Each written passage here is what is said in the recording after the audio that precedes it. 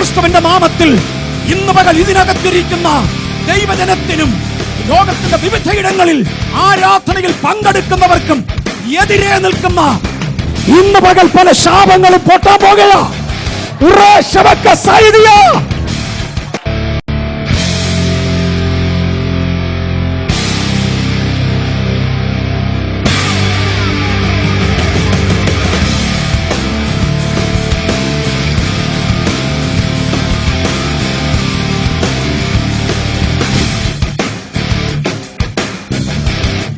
മാന്ത്രിക ശക്തികളുമായി ദൈവസഭയ്ക്ക് അടുപ്പമില്ല. അത് ശാപം കൊണ്ടുവരും.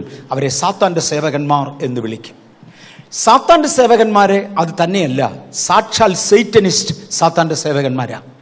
ഡോക്ടർ ഡെറിക് പ്രിൻസ് എഴുതിയ അനുഗ്രഹമോ ശാപമോ നിങ്ങൾക്ക് തിരഞ്ഞെടുക്കാം എന്ന പുസ്തകത്തിന്റെ ഒരു പകർപ്പ്, ഒരു എഡിഷനിൽ അതിന്റെ 4-ാമത്തെ പേജിൽ, എത്ര പേജാന്ന് ഞാൻ ഓർക്കുന്നില്ല, 4-ാമത്തെ ചാപ്റ്ററിൽ പേജ് ഞാൻ ഓർക്കുന്നില്ല, സംവെയർ 170, അതിനകത്ത് അദ്ദേഹം പറയുന്ന ഒരു പദമുണ്ട്. ഈ സൈറ്റൻ വർഷിപ്പേഴ്സ് സാത്താനോട് പ്രാർത്ഥിക്കുന്ന പ്രാർത്ഥനയുടെ 6 പോയിന്റ്സ് എടുത്തെഴുതിയിട്ടുണ്ട്. ഞങ്ങളുടെ എൻ്റെ കോപ്പിയൊക്കെ ഉണ്ട്, ഇന്ന് കാണിക്കുന്നില്ലെന്നേ ഉള്ളൂ. എൻ്റെ ഉണ്ട്, പ്രൊജക്റ്റ് ചെയ്യാനും റെഡി ആയിട്ട് എൻ്റെ ഉണ്ട്, പ്രിന്റ് ചെയ്ത കോപ്പി ഇരിപ്പുണ്ട്.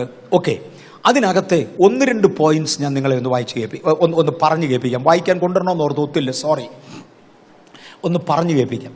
സൈറ്റനിസ്റ്റ്, സാത്താനെ ആരാധിക്കുന്ന, ലൂസിഫറിനെ ആരാധിക്കുന്ന ആളുകൾ ലൂസിഫറിനോട് പ്രാർത്ഥിക്കുന്ന പ്രാർത്ഥനയുടെ മോനെ അതിന് പുറകിൽ അങ്ങനെ ഉണ്ടോന്ന് ചോദിക്കും. ചിലപ്പോൾ ഇത് കാണും. ലിവ് ഇറ്റ് ആരാധിക്കുന്ന ആ പ്രാർത്ഥനയുടെ ചില കോപ്പികൾ, അതിനകത്തെ ചില പോയിന്റ്സ് ഞാൻ പറയാം. 1, that Christians should become complacent, wanting peace over and above all, and seek churches that do not preach a full gospel, with pastors that keep peace no matter what the sin. എന്നാ English ആണെന്ന് അവർക്ക് അറിയത്തുള്ളൂ. ഏതോ European ഭാഷകൾ എഴുതിയിട്ട് ഇത് ഇംഗ്ലീഷിലേക്ക് അറിയാൻ വയ്യാത്ത ഒരു തർജ്ജമ ചെയ്തുകൊണ്ട് ഇതിനൊക്കെ പറ്റിയത്. പക്ഷെ വാക്ക് അതുപോലെ എഴുതി വെച്ചിരിക്കുന്നത്, അതുകൊണ്ട് ഞാനത് ആവർത്തിക്കുക. ദാറ്റ് ക്രിസ്ത്യൻ ഷുഡ് ബിക്കം കോംപ്ലാസന്റ് എന്ന് പറഞ്ഞാൽ ക്രിസ്ത്യാനികൾ തങ്ങളിൽ തന്നെ സ്വയം സംതൃപ്തരാകണം. എൻ്റെ ചർച്ചിൽ 50 പേരുണ്ട്, മതി, എന്നെ എടുക്കാനാണ് ഒത്തിരി. ഞങ്ങളുടെ ചർച്ചിൽ 2 പേര് കൃപാവരമുള്ളവരുണ്ട്, മതി എന്ന് എന്തിനാ ഒത്തിരി. ഞങ്ങൾക്കൊരു പ്രസംഗമുണ്ട്, ഒരു സങ്കീർത്തനമുണ്ട്, മതി എന്നേ എന്തിനാ അടുത്തത്. They should become complacent among themselves. അടുത്ത പടി വളർച്ച എന്നൊരു ചിന്ത വരല്. യേശു പറഞ്ഞത് ആത്മാവിൽ ദരിദ്രരായവർ ഭാഗ്യവാന്മാർ, അവർ അടുത്ത പടിയിലേക്ക് വാഞ്ചിക്കുക. നമുക്കിത് മതിന്നേ. സാത്താനോട്, ലൂസിഫറിനോട് അവന്റെ ആളുകൾ പ്രാർത്ഥിക്കുന്ന, സെർവൻസ് ഓഫ് സൈറ്റൻ പ്രാർത്ഥിക്കുന്ന പ്രാർത്ഥനയാണ് number 1, that Christians should become complacent. 2, they need peace over and above all. വേറൊന്നും ഇല്ലെങ്കിൽ സമാധാനമായിട്ട് അങ്ങ് പോയാ മതി, വഴക്കിന് പോകണ്ട. ചിലർ പരിശുദ്ധാത്മാവിനെ കുറിച്ച് തർക്കവും വാദവും ഉണ്ടായ കാലം നേരെ നിൽക്കാതെ കണ്ണടച്ചവരെ എനിക്കറിയാം. ഇതിനകത്തിരിക്കുന്ന പലർക്കും അറിയാം. എന്തെന്ന് ചോദിച്ചാൽ പറഞ്ഞാൽ, എൻ്റെ പൊന്നെ സമാധാനമായിട്ട് അങ്ങ് ജീവിച്ചു പോയാൽ മതി. പൊന്നെ നിന്റെ കാര്യമായി പറയുന്നത്, നിനക്ക് വേണ്ടിയാണ് സാത്താൻ താല്പര്യപ്പെട്ടിരിക്കുന്നത്. They need peace over and above all, and seek churches that do not preach a full gospel. Churches that do not preach a full gospel. പൂർണ്ണ സുവിശേഷം പ്രസംഗിക്കാത്ത സഭകൾ ഉണ്ടായി വരണം. പൂർണ്ണ സുവിശേഷം എന്ന് പറഞ്ഞാൽ എന്തുവാ?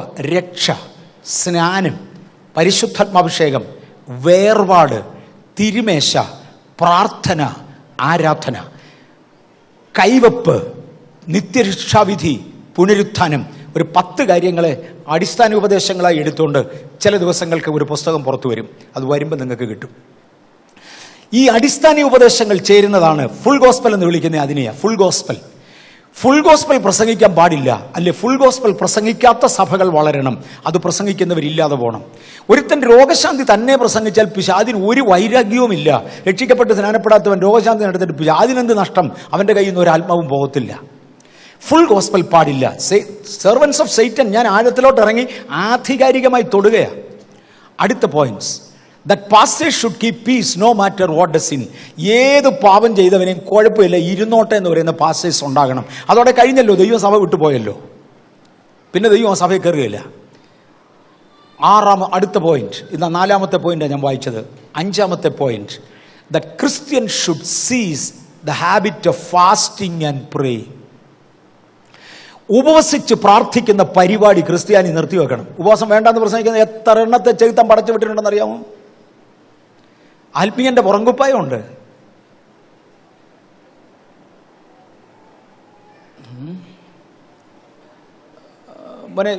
Can you find out once you have scanned it and send it to me on an email? If you can find it out, it is good. If it is already with you without disturbing anything, if you can find out, it's good. Let me know. ഞാൻ ഒരിക്കലും അതിൻ്റെ ഒരു copy ഒരാൾക്ക് അയച്ചു കൊടുക്കാൻ വേണ്ടി scan ചെയ്തതാണ്. അതിവിടെ ഉണ്ട്. ഒത്തിരി പ്രിൻ്റ് എടുത്ത് ഞങ്ങൾ കൊടുത്തിട്ടുണ്ട്. ഇപ്പോൾ കണ്ടുപിടിക്കാൻ ഒക്കെ ഒന്നും എനിക്ക് അറിഞ്ഞുകൂടാ, കാര്യം വെച്ചേക്കാനൊന്നും ഞാൻ അവരോട് പറഞ്ഞിരുന്നില്ല. Let me go. 6ാമത്തെ പ്രാർത്ഥന പോയിന്റ് ഒന്നുകൂടെ ഗൗരവമായി ശ്രദ്ധിച്ചോണം, പ്രത്യേകിച്ചും ക്രിസ്ത്യൻ ബാക്ക്ഗ്രൗണ്ടിൽ നിന്ന് വരുന്നവർ.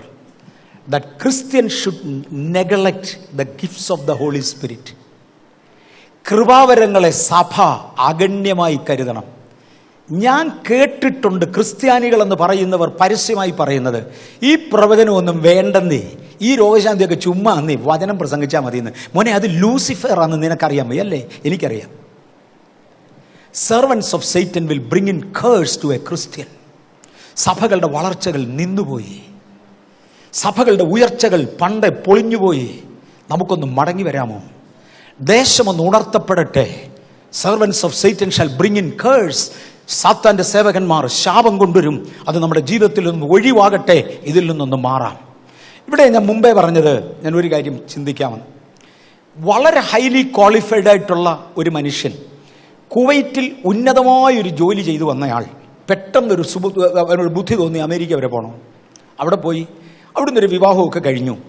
നല്ലൊരു പെൺകുട്ടിയാണ്. പക്ഷേ ജീവിതം അങ്ങ് അധപ്പതിച്ച് താണു. അവനൊന്നിനും കൊള്ളുകയില്ലെന്നായി. അവൻ്റെ വീടൊരു സങ്കടം, ദുഃഖമായി മാറി. അവൻ എന്നോട് പറഞ്ഞു, ഒരു മനുഷ്യൻ എൻ്റെ വീട്ടിൽ കയറി ഒന്ന് പ്രാർത്ഥിക്കാൻ പോലും വരത്തില്ല, അതുകൊണ്ട് ഞാൻ പോയി പ്രാർത്ഥിക്കുകയൊക്കെ ചെയ്തു. എത്ര നോക്കിയിട്ട് ഇവൻ നന്നാകുന്നില്ല. ആ സാഹചര്യത്തിൽ ഞാൻ ഇവനോട് ബാക്ക്ഗ്രൗണ്ടൊക്കെ ചോദിച്ചു വന്നപ്പോൾ, പരിശുദ്ധാത്മാവിനെതിരെ ഒരുപാട് ദുഷിച്ച ലേഖനങ്ങൾ നമ്മുടെ മഞ്ഞപ്പത്രങ്ങളിൽ എഴുതിയവരിൽ ഒരു പാർട്ടിയായി ഇവനല്ല ഇവൻ്റെ ചർച്ചിൻ്റെ പാസ്റ്റർ. നീ എവിടുത്തെ എന്നാന്നൊക്കെ ചോദിച്ചാൽ ഇന്നൊക്കെ പറഞ്ഞു. ഞാൻ പറഞ്ഞു, എടാ അവിടെ ഇങ്ങനെ അത് നമ്മുടെ പാസ്റ്ററാ. ഞാൻ പറഞ്ഞു, ഈ വ്യാജലേഖനങ്ങൾ എഴുതുന്നതിൽ, പരിശുദ്ധാത്മാവിനെതിരെ ദൂഷണങ്ങൾ എഴുതുന്നതിൽ നീ ഉണ്ടായിരുന്നോ? ഞാനായിരുന്നു എഴുതി കൊടുക്കുന്നേ. ദൈവത്തോട് ഏറ്റു പറയാൻ രക്ഷപ്പെട്ടെങ്കിലായി. ഞാൻ വേറൊരു രാജ്യത്ത് ചെന്നപ്പോൾ ഇതേ മാനദണ്ഡത്തിൽ തകർന്നു കിടക്കുന്ന രണ്ടാമതൊരു വ്യക്തിത്വത്തെ കണ്ടു. ഒട്ടും സംശയിക്കാൻ ഇന്ന ചർച്ചയിലായിരുന്നു എന്ന് ചോദിച്ചു. ആന്നു. നീ ആ കൂട്ടത്തിൽ എഴുതാൻ പോയതാന്നു? ആന്നു. ഇതാ കിടക്കുന്നു. ഒരു 3-4 പേരെ കണ്ടുപിടിക്കാൻ സാധിച്ചു. പരിശുദ്ധാത്മാവിനെതിരെ ചെയ്യുന്നത്, കൃപാവരങ്ങൾക്കെതിരെ ചെയ്യുന്നത്, മറക്കരുത്, ശാപം കൊണ്ടുവരുന്ന പാപമാണ്. ഞാനത് ആവർത്തിച്ച് ഓർപ്പിക്കുക. സാത്താന്റെ സേവകന്മാരാണിത്. ഇവർ ഇത് ചെയ്തിരിക്കും. ഇനിയും ഇതിൻ്റെ പരിഹാരത്തിലേക്ക് ഞാൻ കയറാൻ പോവാം. പരിഹാരത്തെക്കുറിച്ച് പറഞ്ഞേച്ച് ഞാൻ ഇതൊന്നുകൂടെ ഓടിച്ച് വായിച്ചോട്ടെ. ശാപകാരണങ്ങൾ ഉള്ളവർ ജീവിതത്തിൽ ഒഴിവാക്കാൻ തയ്യാറായിക്കോ? ഒന്നുകൂടെ കേട്ടു. 1, ദൈവത്തോടുള്ള മറുതലിപ്പ്. അതിൽ പിതാവിനോടോ പുത്രനോടോ പരിശുദ്ധാത്മാവിനോടോ ഉള്ള മറുതലിപ്പ്. 2, വചനത്തോടുള്ള മറുതലിപ്പ്. 3, ദൈവിക അധികാരങ്ങളോടുള്ള മറുതലിപ്പ്. ബി, അന്യദൈവ സേവ. അതിനകത്ത് വിവിധ പേരുകളിൽ ആരാധിക്കുന്നത്, വിഗ്രഹാരാധന. ശക്തിദായക വിഭാഗങ്ങൾ, ഭാവി അറിയുന്ന നോളജ് വിങ്, സ്പർശന ശക്തിയാലോ അടയാളങ്ങളാലോ കിട്ടുന്നത് മുതലായത് ഉൾപ്പെടും. മാതാപിതാക്കളെ ബഹുമാനിക്കാതിരിക്കുക, ലൈംഗിക ദുഷ്കാമങ്ങളിൽ ഇടപെടുക, മോഷണം, കുലപാതകം, അതിനകത്ത് അബോർഷൻ ഞാൻ ചേർത്തു, സാധുപീഡ, സാധുക്കളെ പീഡിപ്പിക്കുന്നത്, അബ്രഹാമിന്റെ സന്തതിയോടുള്ള വൈരാഗ്യം, കപടമായ ഭക്തി, കപടമായ പ്രാർത്ഥന, കൂട്ടത്തിൽ സോളിഷ് പ്രയർ ഞാൻ ഉൾപ്പെടുത്തി, മത്സരബുദ്ധി, കുത്തുന്ന വാക്കുകൾ, ശപഥങ്ങൾ, നേർച്ചകൾ, മാന്ത്രികന്മാരുമായുള്ള ബന്ധം, സാത്താന്റെ സേവകന്മാരുമായുള്ള ബന്ധം, ഇവയാണ് ശാപം കൊണ്ടുവരുന്ന പ്രധാന മെത്തേഡുകൾ, കാരണങ്ങൾ. ഇന്ന് ഇതിനകത്തേതെങ്കിലും ഒന്ന്, കർത്താവേ ഞാനതിന് അടിമയായിപ്പോയി, എന്നോട് ക്ഷമിക്കണം, ഇന്നതിൽ നിന്ന് യാത്ര പറയുന്നുവെന്ന് പറയുവാൻ ചിലരുണ്ടോ? ദൈവത്തോടൊന്ന് അടുക്കുവാൻ, ദൈവവചനം അനുസരിക്കുവാൻ തയ്യാറെന്ന് പറയുന്നവരുണ്ടോ? ഇന്ന് പകൽ അത് ചെയ്താൽ ഒരു വിടുതലുമായി ചിലർ കൂടെ മടങ്ങാമായിരിക്കാം. You got it. വായിക്കാവുന്നവരൊന്ന് വായിച്ചു. Church of Satan. ഒരാൾ ഒരിക്കൽ എന്നോട് പറഞ്ഞു, നിന്റെ വീട്ടിൽ ഇത് വെച്ചേക്കരുത്, എൻ്റെ പൊന്നെ ഇത് വെച്ചതുകൊണ്ട് ഞാൻ അതിൻ്റെ അടിയിൽ, അങ്ങനെയുള്ളവന്മാർ കാണാൻ വേണ്ടി അതിൻ്റെ അടി ഞാനൊരു എഴുത്തെഴുതിയിരിക്കുന്നു. ഇത് പൈശാചികമാണ്, എൻ്റെ വകയല്ലേ എന്ന് ഞാൻ എൻ്റെ അടിയിൽ എഴുതിയിട്ടുണ്ട്. സത്യമായിട്ടും ഇത് പറയാൻ കാരണമുണ്ട്. ഇതുപോലൊരു സാധനം എൻ്റെ ബൈബിളിനകത്ത് ഒരിക്കലിരുന്നു. ഞാൻ ആളുകളെ എടുത്തു കാണിച്ചു.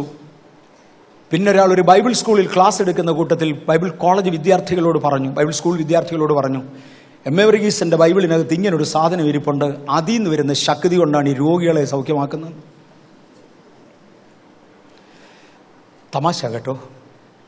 ഇന്ന് ആവറേജ് ഒരു ദിവസം ഒരു 10 പേരെങ്കിലും എന്നെ വിളിച്ച് ക്ഷമ ചോദിക്കും.